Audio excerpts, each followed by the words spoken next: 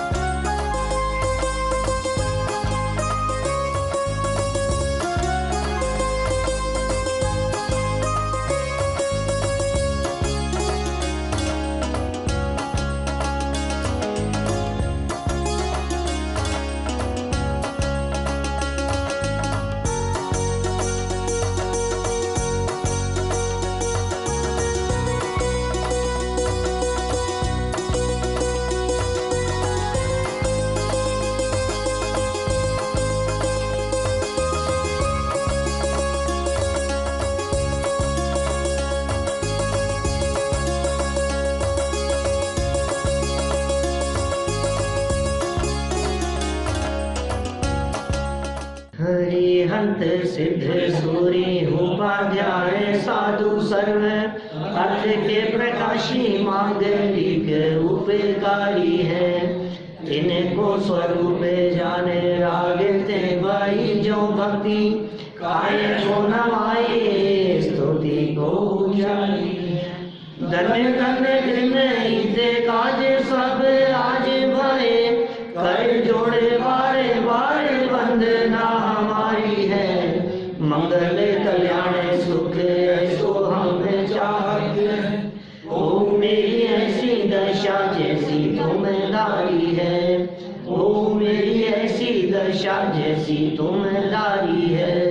ओ मेरी ऐसी दशा जैसी तुमदारी है। क्षत्र चूड़ामणि नामक यह ग्रंथ छठे लंब के आधार से यहाँ चर्चा चल रही थी। इसमें जीवंदर कुमार ने पेज नंबर है 278, 279 से शुरू करेंगे आगे। जीवंदर कुमार अत्यंत निर्भीक होते हुए आगे बढ़ गए। पद्मा जो उनकी पत्नी थी उसे छोड़कर निकल गए, तीर्थ क्षेत्रों के लिए गमन करते रहे। पीछे से उन्हें तलाशने का बहुत प्रयास किया, सिपाहियों ने तलाशा भी लेकिन मिल ना सके, वो लौटे नहीं।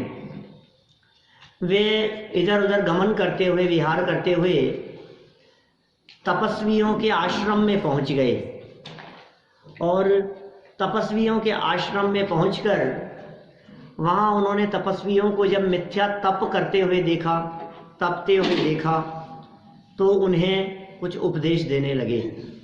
इसमें भी जीवंदर कुमार की निर्भीकता को यहाँ बतलाया गया है। किसी साधारण व्यक्ति की हिम्मत नहीं होती है इस तरह की कि हम किसी अजैन व्यक्ति को, किसी अनजान व्यक्ति को, किसी तत्व से अनभिज्ञ व्यक्ति को हम तत्व की बात कह दें। किसकी हिम्मत है? वो तपस्वी हो और वो तपस्वी हो, उनको ये बात कह दे, किसकी हिम्मत है? तो उल्टी दो की चार बात सुनने को मिल जाएगी। लेकिन नहीं भाई, सत्य बात का प्रतिपादन करने में दृढ़ता तो होनी ही चाहिए, निर्भीकता भी होनी चाहिए। निशंकित और निर्भीक होकर जीवंदर कुमार ने उन्हें उपदेश दिया। लेकिन दो यहाँ महत्वपूर्ण शिक्षाएं हमें दे दी थी।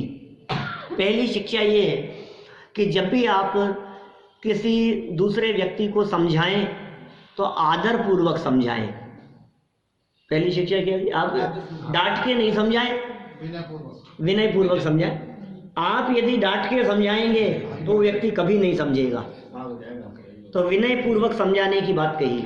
दूसरी बात, जैसा व्यक्ति है उसे जिस रीति से समझ में आ सकता है उस तरह से समझाएं। जैसे ब्राह्मण विद्वान थे वे लोग, उन लोगों को वेदों का उद्धरण देकर के बात कही कि सुनो, वेदों में ये कहा गया है कि हिंसा करना योग्य नहीं है, किसी भी प्राणी का वध करना योग्य नहीं है। वेदों का उदाहरण दिया तो कम से कम वो सुनेंगे तो सही। हिंसा करना योग्य नहीं है, ये संदेश दिया जाना है। कहा, हे विद्वानों, चर्चा यहां से शुरू की, जबकि जानते हैं वे मिथ्या दृष्टि होने से नियम से मिथ्या ज्ञानी है, ज्ञानी तो नहीं हो सकते, विद्वान तो नहीं हो सकते। फिर भी जीवेंद्र कुमार पहले शब्द का प्रयोग कर रहे हैं, हे विद्वानों, सम्मान कर रहे हैं उनका। और दूसरी बात कह रहे हैं कि भाई आपके यहाँ ही वेदों में, वेद और पुराणों में हिंसा करने का निषेध किया है, फिर तुम ये हिंसा क्यों करते हो? ये तप के नाम पर की जाने वाली हिंसा ये योग्य नहीं है। इस तरह की बात यहाँ कही। फिर देखिए, इसी बात को थोड़ा और आगे बढ़ाते हैं। पंचाग्नि तप में प्रत्यक्ष हिंसा, 12 नंबर का ये श्लोक है, 279 नंबर पेज पर 12 नंबर श्लोक। जलावगाहने लग्नान् जटायां काष्ठगानपि नश्यतः पश्यतां जन्तून् पश्यताग्नौ पुनश्च्युतान्। जल में स्नान करते समय जटाओं में लगे हुए और लकड़ियों में प्रविष्ट, फिर पंचाग्नि तप करते हुए अग्नि में गिरे हुए, प्रत्यक्ष दृष्टिगोचर हो रहे, प्राण रहित होते हुए प्राणियों को तुम लोग देखो। पहले तो प्राण हिंसा का निषेध किया कि वेदों में प्राण हिंसा का, प्राणी वध का निषेध किया है, और फिर उन्होंने बतला दिया, देखो जरा एक बार इसको।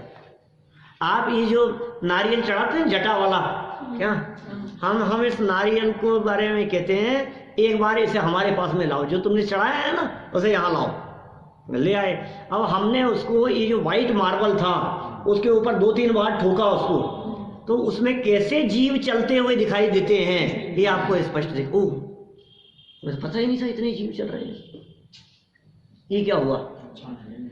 आपने जो समझ लो यज्ञ हवन आदि के संदर्भ में कल हमने चर्चा की थी, धूप डालने के संदर्भ में हमने चर्चा की थी। इसी तरह से जिस भी वस्तु का आप प्रयोग कर रहे हैं, कम से कम धर्म के नाम पर जो क्रिया आपके माध्यम से की जा रही है, आप उसमें सावधान रहें कि हमारी इस क्रिया में जहाँ हम धर्म समझ रहे हैं, कहीं ऐसा तो नहीं है कि अधर्म हो रहा हो, कहीं ऐसा तो नहीं है धर्म के नाम पर पाप हो रहा हो, पाप का पोषण हो रहा हो।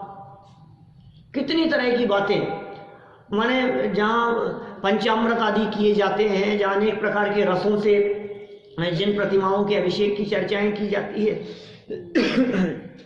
आप एक बार उन सबको गहराई से देखेंगे तो कहीं ना कहीं आपको समझ में आएगा हमारा जैन धर्म अहिंसा प्रधानी है, अहिंसा का विशिष्ट स्थान है हमारे यहाँ जैन परंपरा में।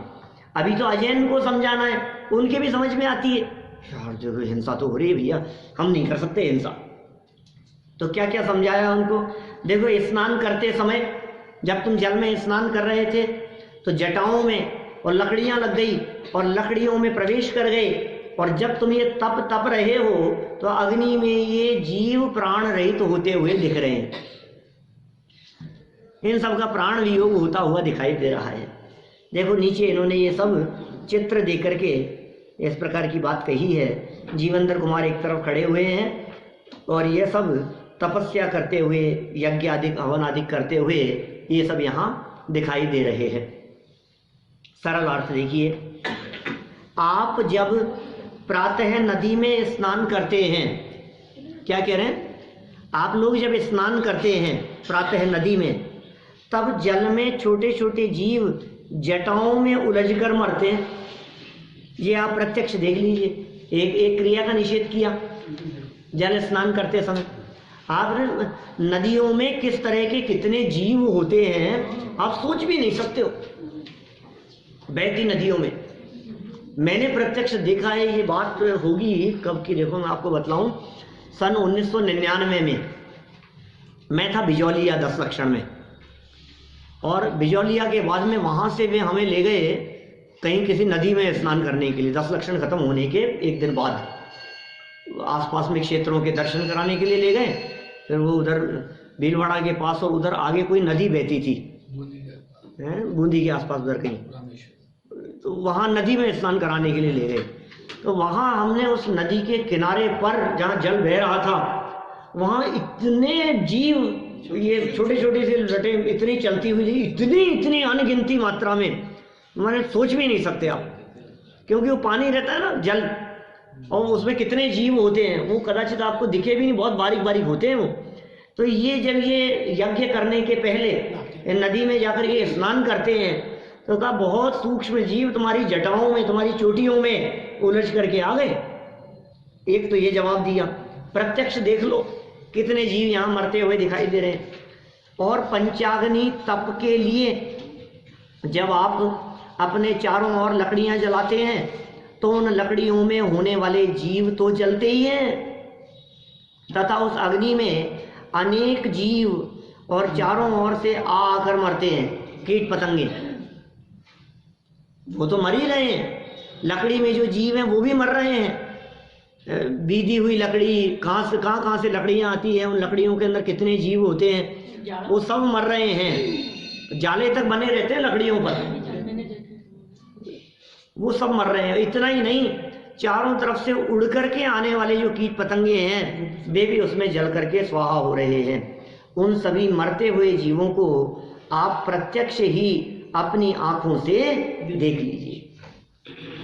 विशेषार्थ, चारों दिशाओं में 4 अग्नि के कुंड और ऊपर से आकाश में तपता हुआ सूर्य, इन पांचों के बीच बैठकर तपस्या करना पंचाग्नि तप कहलाता है। जैन धर्म केवल इधर भरत क्षेत्र या जो है अपने विश्व में ही नहीं है, ये अन्य विंध्याचल पर्वत वगैरह इधर भी सब जगह है। अरे भाई साहब, जैन धर्म यहीं की क्या बात कर रहे हो? जैन धर्म तो तीनों लोकों में है। और अजैन धर्म आप अजैन नहीं है ये हाँ तो थे किसी यहाँ भरत क्षेत्र के आर्यखंड के अंदर वर्तमान में अवसर्पणी काल के प्रभाव से मिथ्या मतों का विशेष प्रचार देखा जाता है। बाकी ऐसे अन्य देवी देवताओं का प्रचार या अन्य कालों में नहीं होता। ये तो हुंडावसर्पणी काल के प्रभाव से और वर्तमान भरत क्षेत्र में ही है। विदेश क्षेत्र के अंदर ब्रह्मा विष्णु महेश आदि नहीं होते, वहां इस तरह के देवी देवताओं का नहीं है वहां प्रसंग। कहाँ पे?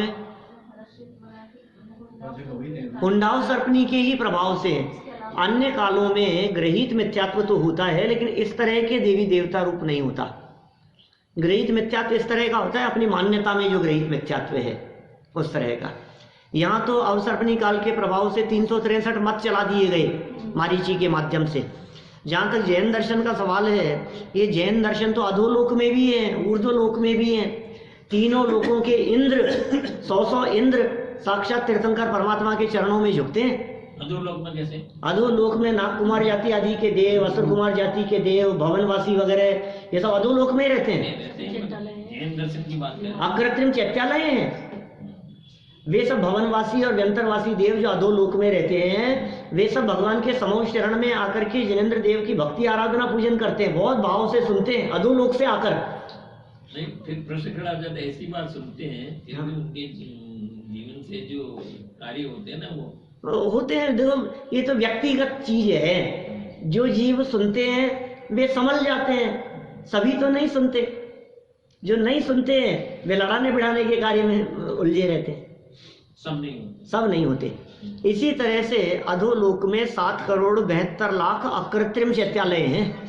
अधोलोक में 7 करोड़ 72 लाख अकृत्रिम चैत्यालय।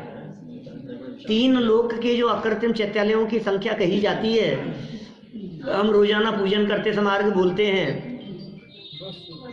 वसुकोटि 56 लाख ऊपर 97 जानिए, 104 पे गिन ले 84 भवन जिनवर मानिए। ये है 8,56,97,481 तीनों लोकों में। इनमें सबसे ज्यादा अधोलोक में है 7,72,00,000, मध्य लोक में 458 और ऊर्ध्व लोक में 84,97,023 और पूरे तीनों लोकों के मिलाकर के 8,56,97,481। गिनती कहां से आई? जनागम में, आगम में, सर्वज्ञ भगवान की वाणी में। सर्वज्ञता पर भरोसा तो करना ही पड़ेगा, सर्वज्ञता पे भरोसा नहीं होगा तो काम नहीं चलेगा। कल मैंने एक प्रवचन अपलोड किया था यूट्यूब पर, सर्वज्ञ भगवान होते भी हैं या नहीं, सर्वज्ञ सिद्धि, सर्वज्ञ कैसे होते हैं, सर्वज्ञता का क्या स्वरूप है, उसकी चर्चा की। आप यदि सर्वज्ञ को ही नहीं माने तो फिर बात ही खत्म हो जाएगी। सर्वज्ञ तो होते हैं, सर्वज्ञ की सत्ता होती है, सब कुछ जानने वाले हैं। अरे परमात्मा ही सब कुछ नहीं जानेंगे तो उनके ज्ञान को दिव्य ज्ञान कौन कहेगा? मानने का आधार क्या बताया फिर आपने? क्या चीज? हाँ, स्थिति होती है, मानने का आधार भी तो बताया। सर्वज्ञ परमात्मा, क्योंकि ये आधार है आगम, ऐसी बातें कौन बताएगा? बताओ, एक आलू के एक कण में अनंत जीव हैं, ये बात दुनिया में कौन कह सकता है सर्वज्ञ के सिवा? वस्तु को उत्पाद व्यय और ध्रुवता से युक्त कहे, ये बात कहने की सामर्थ्य किसकी है? एक समय में वस्तु उत्पाद व्यय ध्रुवता से युक्त है कह देवे कोई धर्म दर्शन कोई संप्रदाय इस तरह की बात कह करके तो देखे। जो वस्तु नित्य है वही अनित्य है। अरे क्या पागलों जैसी बातें कर रहे हो आप? जो वस्तु नित्य है वही अनित्य है। नित्य माने शाश्वत, अनित्य माने क्षणभंगुर, नाशवान। जो नाशवान है वही परमानेंट है, जो परमानेंट है वही नाशवान है। ये क्या पागलों जैसी बातें हैं? भाई साहब, ये बातें सर्वज्ञ के अलावा कोई नहीं कह सकता।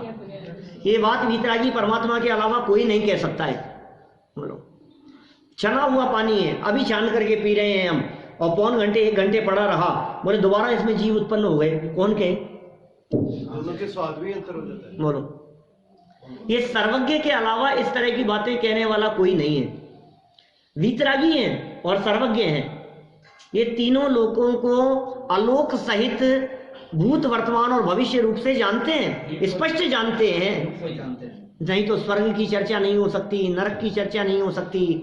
अरे यदि आप सर्वज्ञ को नहीं मानेंगे तो मैं तो कभी कभी यहाँ तक कहता हूँ कि आप यदि सर्वज्ञ नहीं मानते तो आप अरहंत और सिद्ध की सत्ता भी स्वीकार नहीं कर पाएंगे।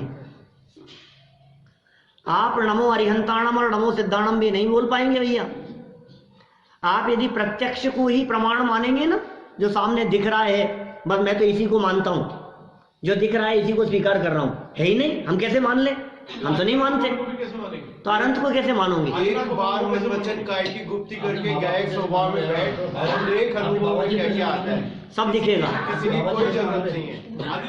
कर्म की सत्ता, कर्म दिखते नहीं है पुद्गल, हाँ, और इतने सूक्ष्म दिखते नहीं है, फिर भी उसकी सत्ता स्वीकार करके उनके फल में जीवन में अनुकूलता प्रतिकूलता प्रति समय बन रहे हैं। बस इससे कर्म समझ में आते, समझ आती है। जो अनुकूलता प्रतिकूलता बनती हुई दिखाई दे रही है, इससे स्पष्ट ख्याल में आता है कि कोई कारण कर्म की सत्ता है। और इन कर्मों की चर्चा केवलियों ने बतलाई। गुणस्थानों के क्रम में जिस बारीक रीति से वर्णन किया है इन आगम ग्रंथों में, इसे देख करके लगता है कि कोई बतला नहीं सकता पहले गुण, दूसरे और तीसरे गुणस्थान में क्या होता है, कौन बतलाए इतना बारीकी से। विदेश क्षेत्र है, वहां ऐसे तीर्थंकर होते हैं, पंचमेरुओं की सत्ता है, नंदीश्वर की सत्ता है, स्वर्ग नरक है, पाप करने वाले परिणामों को पकड़ना, क्रिया परिणाम अभिप्राय की चर्चा करना, कर्मों की, गुणस्थानों की, मार्गण स्थानों की, जीव समास की, पर्याप्ति, प्राण, इन विषयों को देख करके लगता है ये बातें किसी साधारण बुद्धि वाले के बस की बात नहीं है, कोई नहीं कह सकता था। एक आकाश के प्रदेश पर, सुनो आप, आकाश का एक प्रदेश और अनंत अनंत पुद्गल परमाणु आकर के टिक जाएं, है ताकत किसी की जो इस बात को कह दे? अनंत पुद्गल परमाणु, ये सुई है ना, सुई निडिल, उसकी नोक पर ऐसे ऐसे रखो और उसकी जो नोक दिखाई दे रही है, इस नोक पर कितना मटेरियल आ सकता है, कितनी चीज आ सकती है? ये क्या आएगा इसके ऊपर? क्यों आ जाए? सुई की नोक की बात कर रहे हैं, इसमें क्या आ जाएगा? कुछ भी नहीं। लेकिन शास्त्र ये कह रहे हैं इतने से हिस्से पर अनंत पुद्गल परमाणु आ सकते हैं। साइंस भी कहती है साइंस का कई साइंस ने बताओ मेरे को। अरे अब कई जैसे जैसे हम ज्ञान में आ रहे हैं वैसे वैसे बता रहे हैं। बोलो अब कही है, अब अब ये एक्सपेरिमेंट से ये बातें सिद्ध हो रही है। मैं कहता हूं आपसे, आज यदि मैंने थोड़े दिन पहले कही थी आपसे वो बात अन्योन्य भाव के संदर्भ में, क्या उदाहरण दिया था? दोबारा दो। अन्योन्य भाव के संदर्भ में उदाहरण दिया था मैंने, नहीं, अन्योन्य भाव के संदर्भ में मैंने ये कहा, आपके घरों में जो माइक्रोवेव चलते हैं ना आजकल, यानी दिया यानी दिया क्या? इसलिए सही कह रहे हैं नहीं, इसको दोबारा स्पष्ट करो। इस अन्योन्य भाव को दोबारा बोलो, एक पुद्गल का परमाणु दूसरे पुद्गल के परमाणु को छूता नहीं है और प्रभाव नहीं डालता है। मैंने भी कहाँ किया, मैंने, हो सकता है ललितपुर में हुई हो चर्चा, है सिंगापुर में हुई थी चर्चा। मैंने, सुनो मेरी बात, आपने तो सुना है प्रवचन साहब, मैंने ये कहा, यहां भी की अन्योन्य भाव की चर्चा करते समय, माइक्रोवेव में आपने एक बर्तन रखा और उसमें कुछ खाने पीने की चीज रखी उसके अंदर। अब वो खाने पीने की चीज गर्म हो जाती है और बर्तन गर्म नहीं होता। हाथ से निकाल देते हैं, बंद है वो, माइक्रोवेव चल रहा है। अब उसमें खाने पीने की चीज गर्म हो गई और बर्तन गर्म नहीं हुआ। क्यों? क्योंकि उस बर्तन के जो परमाणु हैं उनमें वो उस समय उस हीट के माध्यम से गर्म होने की योग्यता नहीं है, और अंदर जो मटेरियल है उसमें गर्म होने की योग्यता है। माने वो किसमें उष्णता प्रवेश करेगी और किसमें ना करेगी, ये पुद्गलों में जो स्वाधीनता स्वतंत्रता है, एक पुद्गल का प्रभाव दूसरे पुद्गल पर नहीं पड़े और दूसरे पुद्गल का प्रभाव इस पुद्गल के ऊपर न पड़े, दोनों स्वतंत्र रहे वर्तमान पर्याय, इसका नाम है अन्योन्य भाव। इस अन्योन्य भाव की चर्चा समंत भद्राचार्य देव ने 2000 साल पहले की है। आप सोच सकते हैं 2000 साल पहले का मतलब क्या है? 2000 साल पहले का मतलब ये है कि 400 साल पहले जयपुर नहीं था। अब समझ लो 2000 साल का मतलब क्या है। क्या ज्ञान की महिमा कितनी? 350 साल पहले जयपुर का अस्तित्व नहीं था, जहां हम बैठे हुए हैं ना, ये नगर ही नहीं था, जंगल था पूरा का पूरा 300-400 साल पहले। अब आप कल्पना करो 500 साल पहले, 700 साल पहले, 1000 साल पहले, 2000 साल पहले समंत भद्र नामक आचार्य देव ने यह अन्योन्य भाव की चर्चा आत्ममीमांसा नामक ग्रंथ में की है।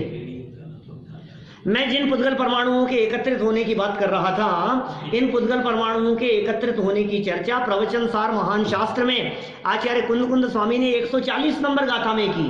गाथा नंबर 140 प्रवचन सार ग्रंथ, और खोल के देखो आप, तो क्या बात कर रहे हैं। एक प्रदेश पर एक इतने से सुई के नोक जितने एरिया में अनंत पुद्गल परमाणु आ जाए, और अभी आपसे कहें आ सकते हैं कि नहीं, आप गौ साहब नहीं आ सकते, समझ में नहीं आ रही है हमारे को। और फिर देखो आप जरा पेन ड्राइव को, फिर देखो आप डेटा कार्ड को, मेमोरी कार्ड, चिप का ये जो आ गए हैं, अब इनमें कैसे दिख रहा है? आप खुद नहीं बताया था कि पहले हम सीडी लेते थे, इतनी बड़ी 6 हाँ वाली होती थी। बिल्कुल बिल्कुल, मैंने बतलाया। वो उसके पहले तो टेप वाली चलती, जो सुनना चाहो तो सुनो। ग्रामोफोन चलता था, ग्रामोफोन रिकॉर्डिंग के लिए। हम मुगल आजम का गाना सुन रहे हो तभी सुनो आप 1 मिनट के अंदर। बोलो। सब बंद कर देंगे। ये ज्ञान की तो महिमा है कि 11 साल की एज में जिन्होंने अपना घर हाँ, छोड़ दिया, बिल्कुल। वो स्त्री के गर्भ से शिशु के निकलने के दुखों को लिख रहे हैं बंद आंखें करके। बोलो, ये सब लिख रहे हैं सारे दुनिया भर की बातें। ज्ञान का ये है, ज्ञान के माध्यम से जाना जा सकता है। ये दिव्य ज्ञान नहीं होता, ये सर्वज्ञ परमात्मा नहीं होते, तो ये बातें कैसे कही जाती? बोलो, बिना सर्वज्ञ के कौन व्यक्ति ये बात कहे कि पृथ्वी में जीव है, जल में जीव है, अग्नि में जीव है, वायु का एक जीव है, वनस्पति का एक जीव है। ये वनस्पति में जीवन सिद्ध कर दिया ये इन्होंने, डॉक्टर जगदीश चंद्र बसु ने, तो क्या उसके पहले जीवन नहीं था? नोबेल पुरस्कार मिला, आपको मालूम है इस दम पर उनको। 1920 में डॉक्टर जगदीश चंद्र बसु को ये इस दम पर कि उन्होंने वनस्पति में जीवन सिद्ध किया, प्रूव किया कि इनमें जीवन है। बात करते हैं लगभग 100 साल हो गए उस घटना को। इतिहास में है, सारे इतिहास के वैज्ञानिक बतलाते हैं सारी बात, नेट पे सब मिल जाएगी पूरी डिटेल आपको। उन्होंने सिद्ध किया, उनको नोबेल पुरस्कार मिला।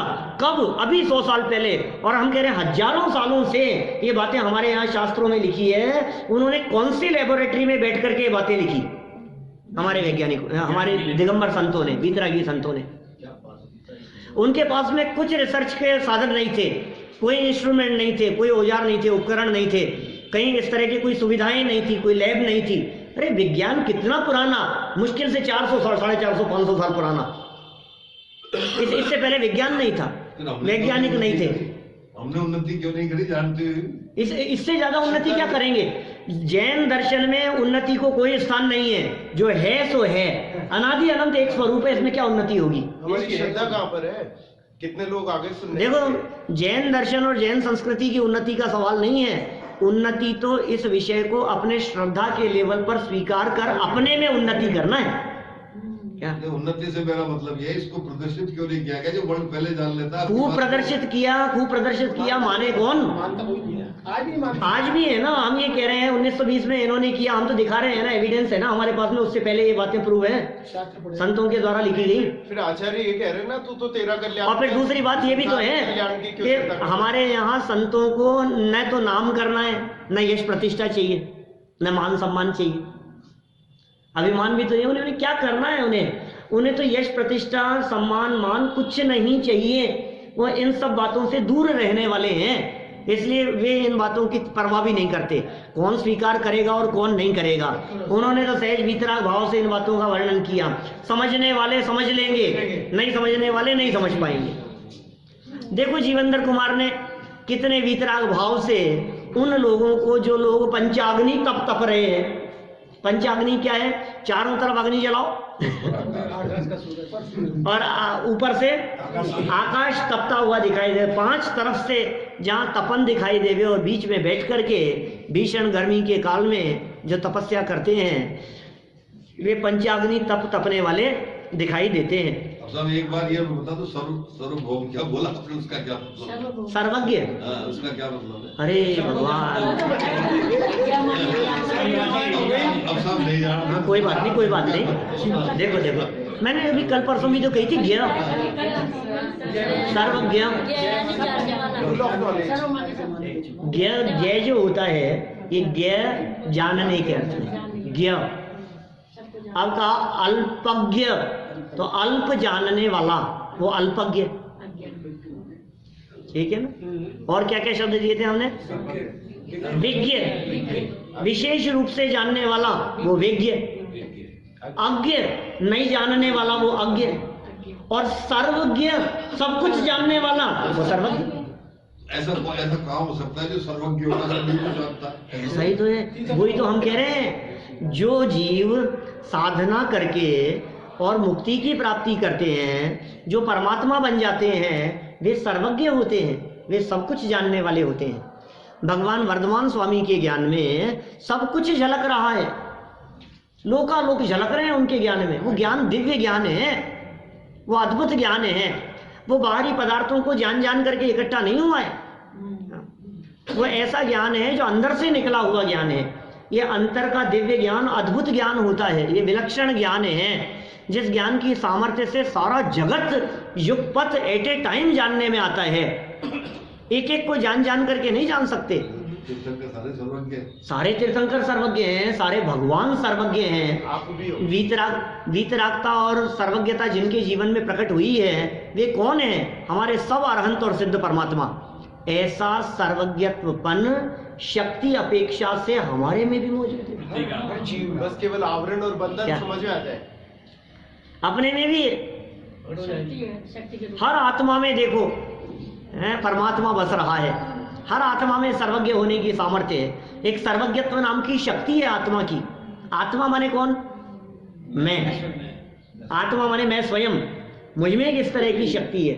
अमृत चंद्र स्वामी ने 47 शक्तियों का वर्णन किया, उसमें से 10वें नंबर की शक्ति सर्वज्ञत्व शक्ति। जीवत्व शक्ति, चिति शक्ति, दर्शी शक्ति, ज्ञान शक्ति, सुख शक्ति, वीर्य शक्ति, प्रभुत्व शक्ति, विभुत्व शक्ति, सर्वदर्शित्व शक्ति, सर्वज्ञत्व शक्ति। 10 नंबर की शक्ति है सर्वज्ञत्व शक्ति। किसमें है? सब में है। शक्ति तो है कि व्यक्त होगी तो लोकालोक ज्ञान का विषय बन जाएगा। कि कैसे व्यक्त होगी? कि देखो अभी तो हमने क्षत्र चूड़ामणि को जान लिया, फिर हम सवेसार को भी जान लेवे, फिर हम घूमटसार को भी जान लेवे। धीरे धीरे करके मैं सर्वज्ञ बन जाऊंगा। फिर 100 सिर का हो जाए तो नहीं बन पाएगा। बाहरी पदार्थों को जान करके सर्वज्ञ नहीं बना जाता है। और बाहरी पदार्थों को जानना सर्व रूप से हो भी नहीं सकता है। दुनिया में ऐसा संभव नहीं है कि सारे पदार्थों को कोई एक व्यक्ति जान लेवे। हम तो ये कहते हैं किसी एक फील्ड की एक फैकल्टी में भी उसका पूरा ज्ञान नहीं कर सकता है कोई भी व्यक्ति। बस खाली 5-6 मिनट दुनिया में कोई व्यक्ति, हाँ इतना ही चाहिए, दुनिया में कोई व्यक्ति ऐसा डॉक्टर दिखाओ जो शरीर के बारे में सब कुछ जानता हो, जिसको शरीर के बारे में पूरी नॉलेज हो। स्पेशलिस्ट मत मानो, पूरी बॉडी के साथ। चलो कोई बात नहीं, पूरी बॉडी का तो छोड़ो, अब समझ लो आप आई स्पेशलिस्ट है, आंखों का विशेषज्ञ है, नेत्र रोग विशेषज्ञ है, तो वो चक्षु इंद्री के बारे में तो सब कुछ जानता होगा। वो भी 100% नॉलेज नहीं है। बोलो, किसी भी विषय के संदर्भ में कंप्यूटर जिन्होंने बनाया, क्या वे कंप्यूटर पूरी तरह से जानते हैं? नहीं। माइक्रोसॉफ्ट जिसने बनाया, समझ लो आप इसकी बात करो, आपके क्या नाम है इसका, बिल गेट्स की बात करो, वो तो जानता होगा ना कंप्यूटर चलाना। अरे क्या बात कर रहे हो, कंप्यूटर चलाना क्यों नहीं जानते? बड़े से बड़े कंप्यूटर जानने वाले को ले आओ और हम गारंटी देते हैं वो कंप्यूटर के बारे में कुछ नहीं जानता। क्या बात कर रहे हो आप, ऐसा कैसे हो सकता है? ऐसा ही है ना। कोई व्यक्ति जिस फील्ड में, मैं उसी फील्ड की बात कर रहा हूं, कोई सीए है, चार्टेड अकाउंटेंट है, बोलो सारी धाराएं जानता है वो? सारी धाराओं का पता है उसको? कोई वकील है, अपने फील्ड की पूरी नॉलेज है उसको? दूसरे फील्ड के बारे में तो जीरो है। क्या एक किसी डॉक्टर को ये पूछ लो कि इसके लिए कौन सी धारा लगेगी, क्या तो कहेगा भाई साहब मैं तो कुछ नहीं। अरे इतने बड़े डॉक्टर इतनी सी बात नहीं जानते, तो ये मेरा फील्ड ही नहीं है। आप देखो ये सर्वज्ञ कैसे होते होंगे, कैसा दिव्य ज्ञान होता होगा। कहने का मतलब ये, किताबों को पढ़ पढ़ करके बहुत कुछ नहीं जाना जा सकता है, लेकिन अंतर में अपने स्वरूप के अवलंबन से, आत्म स्वरूप के ज्ञान से ये लोकालोक के पदार्थ स्पष्ट ज्ञान का विषय बनते हैं। ये दिव्य ज्ञान की ही महिमा है। इसलिए हमारे भगवान वीतरागी भी होते हैं और सर्वज्ञ भी होते हैं, सब कुछ जानने वाले होते हैं। ये सर्वज्ञ परमात्मा ने ही ये बात कही है कि भाई इनमें बहुत जीव हैं, व्यर्थ में अग्नि मत जलाओ। अग्नि का एक भी जीव है, बार बार में अग्नि जलाओ, बार बार में अग्नि बुझाओ, उसमें भी अग्नि का एक जीवों की विराधना हो रही है। माने व्यर्थ में ही पंखा जलता मत छोड़ो।